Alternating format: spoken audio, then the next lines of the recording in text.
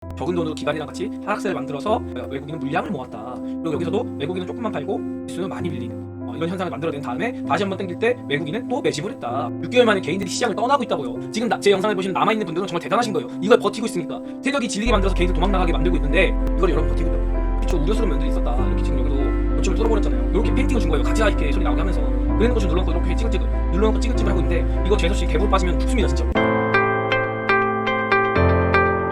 네, 안녕하세요 여러분, 알파제입니다. 시장이 좀 재미도 없었고 지루하고 각종 테마만 좀 설치는 그런 장이었다. 그러면서 오늘 시장 빠르게 분석 한번 해보도록 하죠. 일단 오늘 코스피가 그래도 0.5% 정도 상승하면서 상승 종목이 조금 많았고, 그리고 코스닥은 상승 종목은 많았는데 하락 종목은 적었어요. 그런데 종합지수는 낮았습니다. 이게 뭐였냐면은 결국에 어떠한 섹터에서 쿠션을 해줬다 이렇게 좀 볼 수 있겠죠. 근데 실제로 오늘 2차 전지가 좀 많이 빠지기도 했고, 에코프로가 오랜만에 6.5% 정도 마이너스를 기록했고, 에코프로 BM이 마이너스 3.2%를 기록했어요. 근데 이것까지는 이해가 되는데 여러분, 뭐가 있었냐면 오늘 제약 업종에서 1% 정도 마이너스가 생겼습니다. 이걸 봤을 때 그러면은 2차 전지와 제약 바이오가 같이 빠졌다. 이러면 당연히 코스닥 지수는 갈 수가 없는 거죠. 그러니까 오늘 뭐였냐면은 이렇게 굵직한 섹터, 즉 BBIG 중에 IT는 좀 강한 모습을 보였지만 바이오, 2차전지, 배터리, 게임은 약세를 보였다. 오늘 이 친구만 조금 강세 보였는데 이 친구도 엄청나게 강세 보이지 않았어요. 그러면 오늘 무슨 장이 열렸었냐?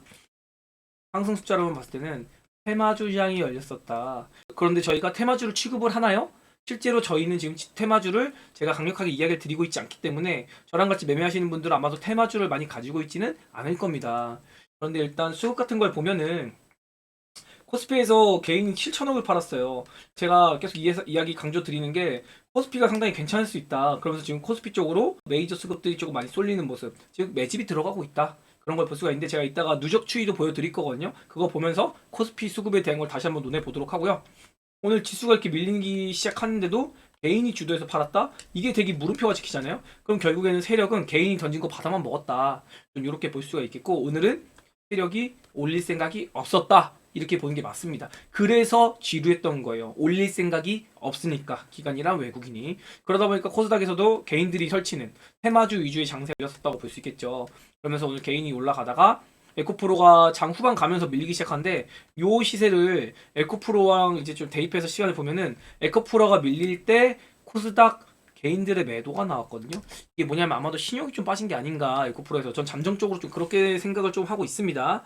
그리고 2차전지도 한 번은 반등이 또 나올 거예요. 왜냐면 2차전지가 연속해서 많이 빠졌기 때문에 그거에 대한 메이저의 단기성 수급을 조금 받아먹은 그런 흔적이 보인다. 외국인이 이렇게 들어왔는데 요거 아마 에코프로 개인이 던지는 물량을 조금 받아먹은 것 같다. 그래서 단기적으로 2차전지가 반등 시도 한번 할 수 있다. 좀 이렇게 좀 유추를 해볼 수 있겠습니다.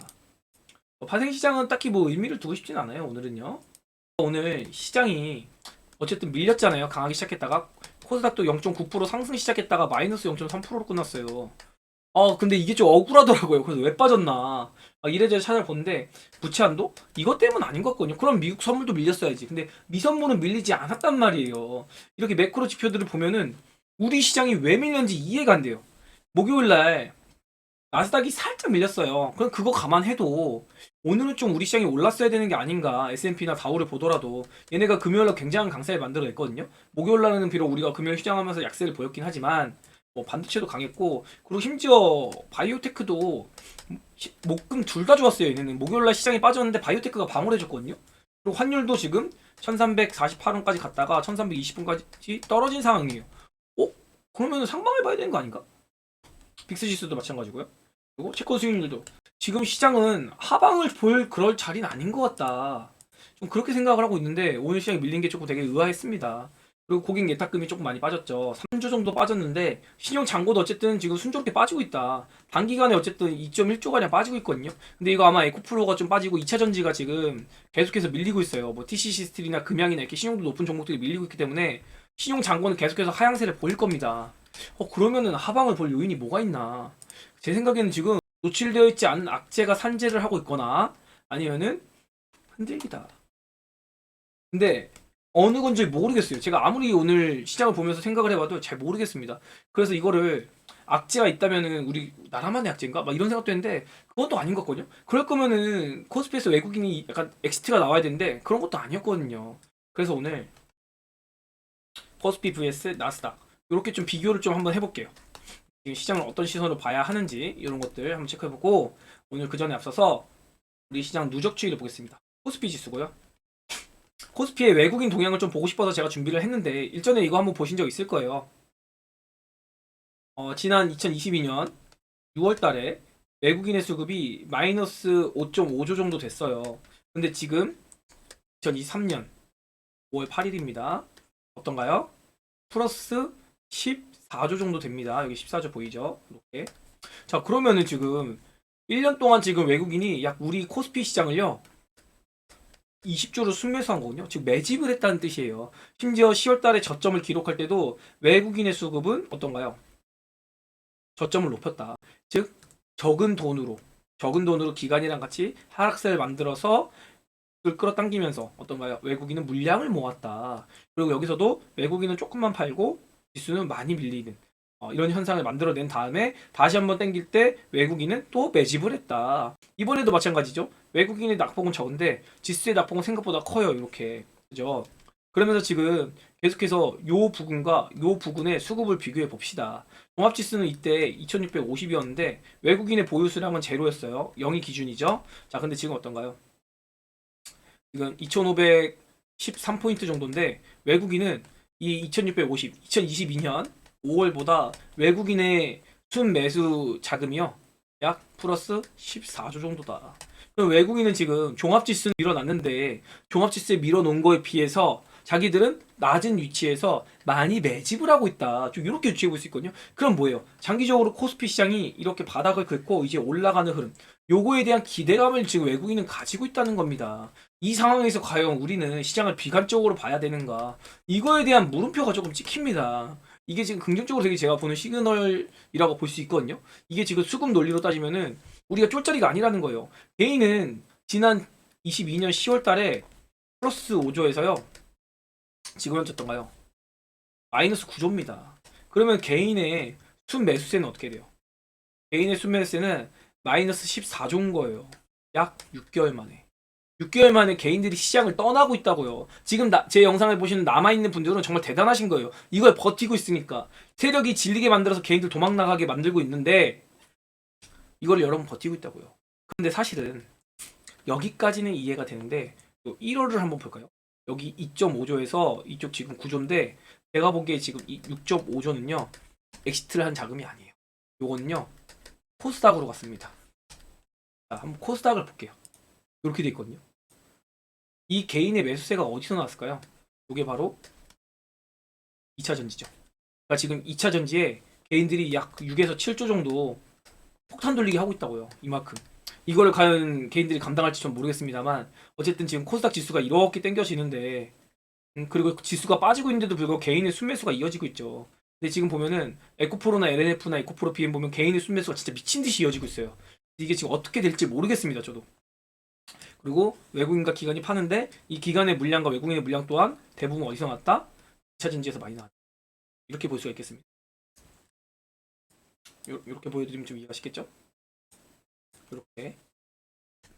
그래서 제가 코스피 코스닥의 누적 추이를 좀 보여드렸는데 어쨌든 외국인이 지금 여기서 이미 눈치챘어야 돼요. 여기서는 같이 이렇게 지수를 뺐지만은 외국인 엑시트가 안 나오고 지수만 빠졌다. 여기서 아마 외국인은 확신했을 거예요. 아, 얘네 공포에 휩싸였구나. 얘네 무섭구나 지금 시장. 얘네 이제 조금만 더 흔들면 되겠다. 그러면서 이렇게 시장 박스 만든 거라고요. 그리고 제가 이렇게 돌파 시도하는 거 봤을 때 여기서도 이제 이야기를 드렸죠. 시장 안 무너진다고 쫄지 말라고.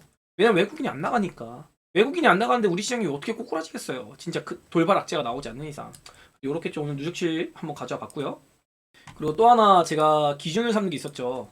제가 여러분한테 이야기 드린 게 5월 둘째 주, 즉 이번 주입니다.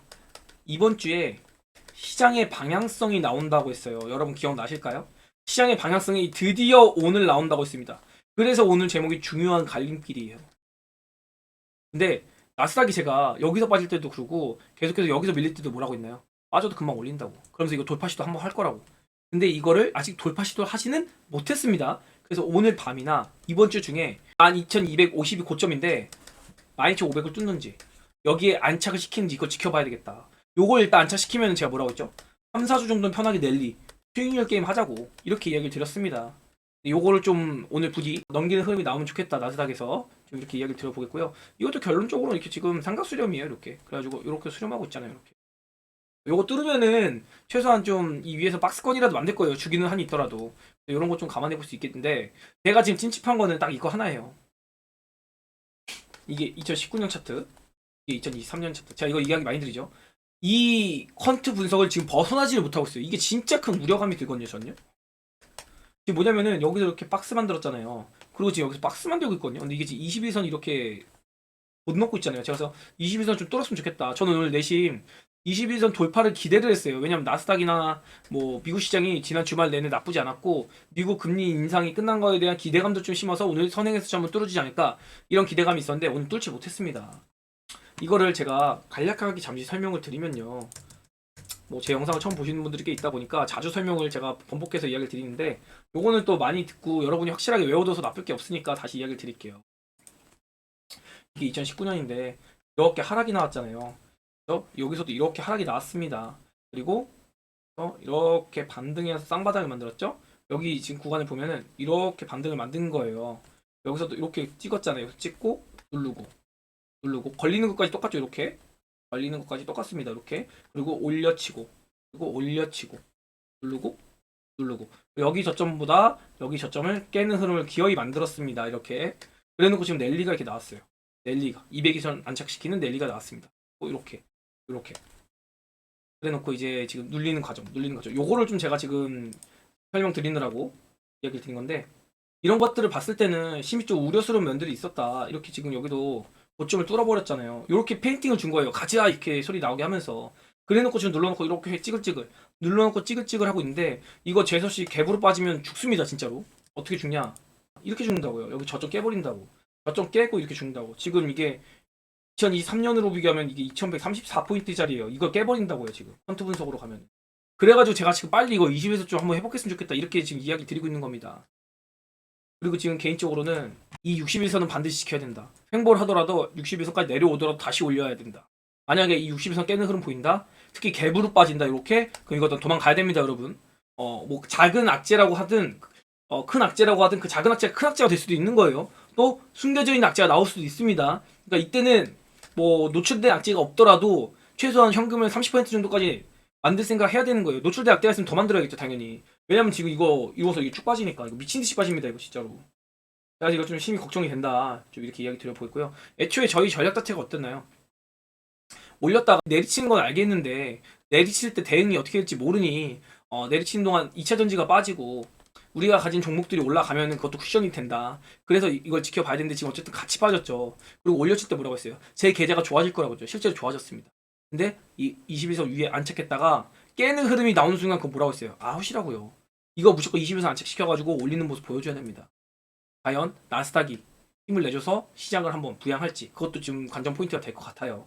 그리고 제가 이거 말고도 2001년 퀀트 분석인데 이거는 제가 사실은 무료로 이야기를 드리고 싶지가 않아요.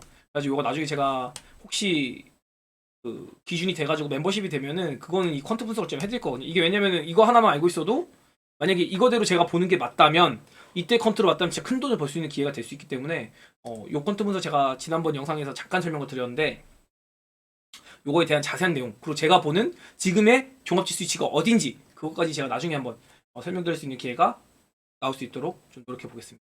자, 그리고 오늘 제약업종 보면은 여기 제가 저번에 설명드릴 때 급해서 끊었었는데 눌리고 올려치더라도 걸렸다가 이렇게 갈 수 있어요 라고 얘기를 드리려고 했어요. 근데 오늘 뭐 하루만에 이렇게 찍어가지고 좀 애매하긴 합니다. 뭐 터치란 것도 아니고 추세선을 그래가지고 다시 올려치더라도 뭐 이렇게 눌렸다가 이렇게 가는 흐름 다시 재차 뚫는 모습을 보일 수 있겠다. 어떤 느낌이냐면 이렇게 올라오더라도 눌리고 그다음 횡보하다가 이렇게 뜨는 모습 요게 더 아름답거든요.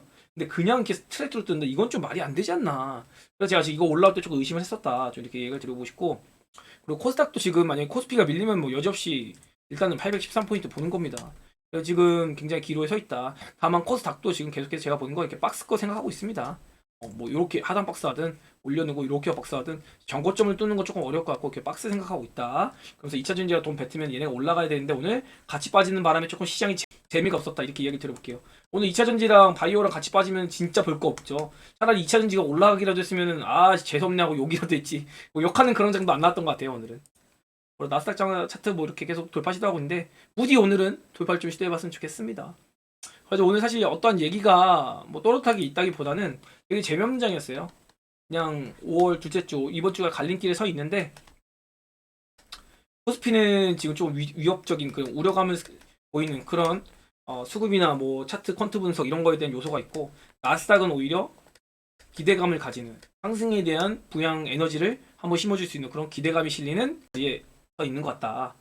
제가 종목들도 사실은 좀 봐드리고 싶은데 봐드릴 게 없어요. 오늘은 그냥 쉬는 흐름이었기 때문에 정상적인 종목들은 뭐 그냥 전광판을 본다고 해도 이렇게 이 바이오니아 가지고 좀 겁을 준 게 아닌가 이거 좀 이유 없거든요. 사실 오른 것도 뭐 탈모 엮어가지고 좀 어거지로 올리긴 했는데 그거 그냥 그대로 뱉어낸 거다. 근데 모르죠 뭐 좀 장 마감 후에 이후에 또 어떤 악재가 나올지 모르겠다만 어쨌든 이 선두격인 종목이 좀 빠진 건 좀 약간 우려감이 된다. 우려가 느껴진다. 이건 좀 지켜봐야 될 것 같습니다. 그리고 오늘 SK바이오사이언스도 그대로 뱉어냈다. 이렇게 지난주 금요일날 강세를 보였는데 그리고 나서는 제약바이오도 사실은 뭐 크게 의미 부여하기 힘들고 2차전지 안그때나 이렇게 금양 TCC를 제가 주목하자고 했는데 이런 친구도 좀 많이 빠졌습니다. 그리고 페베터리에서 테마드 이런 것도 좀 많이 빠졌고 그리고 신재생 에너지 힘 못 쓴다고 얘기 들었죠. 반도체가 아침에 좀 강했는데 밀리는 모습 보였습니다. 근데 반도체도 주도주로 보기에는 수급이 막 엄청 좀 물음표 생깁니다. 이렇게 쉬는 흐름들. 전체적으로 보면은 쉬는 흐름 많이 보였고 뭐 올라더라도 그냥 강보권으로 끝난 경우가 많다. 그리고 의료기기 많이 올랐으니까 차익 매물 나오고 이거 지금 리오프닝 우려감. 의료기기도 마찬가지죠. 리오프닝 쪽으로 좀 오늘 악재가 있었다. 중국발. 이렇게 좀 이야기 들어볼 수 있겠습니다. 그리고 또 굳이 따지면 식량난 관련주 좀 셌었는데 식량난 관련주는 제가 애초에 외부인이 조금 이거 돈이 들어오고 있다고 밑밥 깔고 있다고 출발도 하기 전부터 그냥 이거 돈이 좀 얘네 왜 지불하고 있네요 라고 했는데 이제 러시아 우크라이나 재료 이외에도 뭐였냐면 엘니뇨 가뭄 식량가 인상 요런 걸로 지금 엮여가지고 오늘 좀 올랐는데 이거 정상 종목도 올라가면 얘네 바로 또 밀립니다. 얘네는 그냥 뭐냐면 인버스예요. 시장 하방으로 보면 얘네 하는 거고요. 시장 상방으로 보면 얘네 건들면 안 됩니다, 여러분. 이런 관점으로 접근하는 거예요. 전 지금 시장 하방으로 보지 않고 있습니다, 개인적으로. 시장 하방을 보는 거는 일단은 코스피 움직임 확인하자. 요거 확인하고 판단하겠다. 좀 이렇게 이야기 드려보고 싶어요. 저는 아직 좀 최소한 2,700? 여기 정도는 이번 상반기 만들 것 같거든요, 흐름을. 최소한 2,700은 가지 않을까. 이렇게 기대를 하고 있기 때문에 아직 하방을 보는 그런 베팅은 좀 포트폴리오를 구성하고 싶지는 않습니다.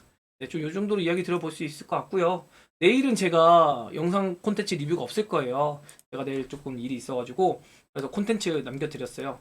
제가 설명을 많이 드릴 때 요 지표들에 대한 이야기 많이 드리잖아요.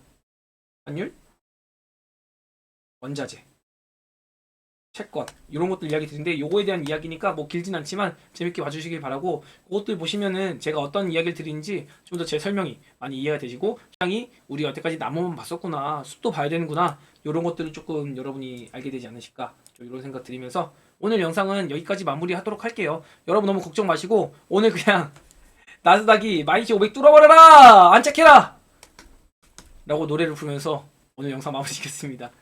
좋아요 구독 알림 설정